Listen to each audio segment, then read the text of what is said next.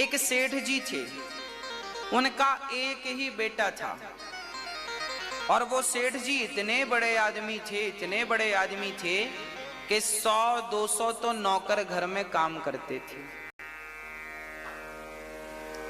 हाँ, सोने की थाली में भोजन करते थे,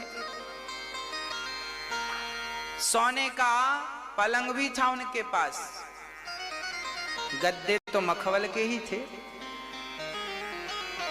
उनके घर में बड़ी 5-5 करोड़ की गाड़ियां लाइन से खड़ी रहती थी, जब चाहे जिस पर।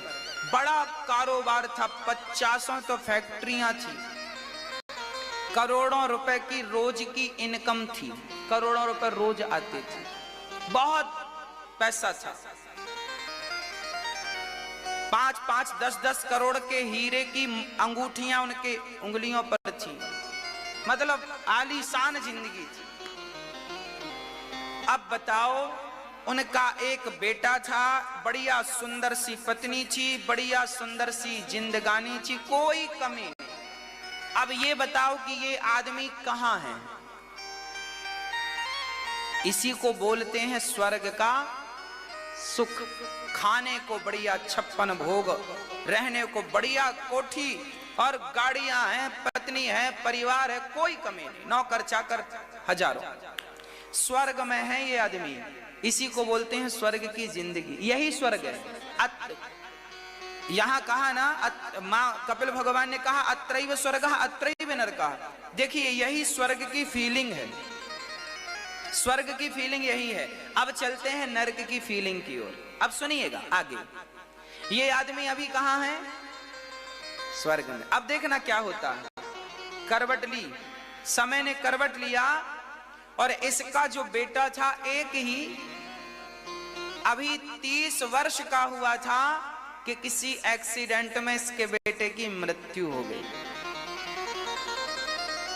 अब जब इस बाप ने समाचार सुना कि बेटा चला गया, तो पांव के नीचे से जमीन खिसक गई और सारी दौलत अब बिल्कुल मिट्टी सी लगने लगी।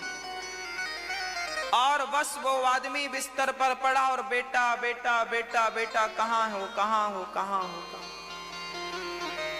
अब बेटे के दुख में इतना दुखी हुआ, इतना दुखी हुआ, खाना पीना छोड़ दिया, बिल्कुल दुबला पतला हो गया। अब बताओ कि ये आदमी अब कहां चला गया?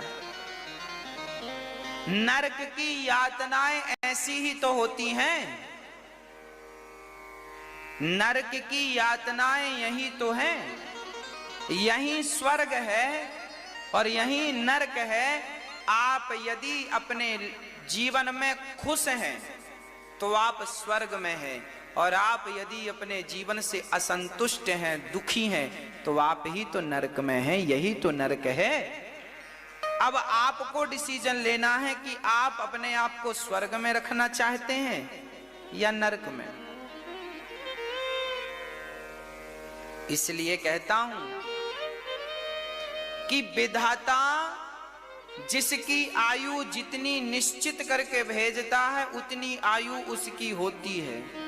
उसके बाद एक श्वास भी नहीं आप और हम ले सकते। इसलिए संसार के लोगों से मोह करोगे तो अंत में रोना ही हाथ लगेगा, चाहे बेटा हो, बेटी हो, पत्नी हो, पति हो।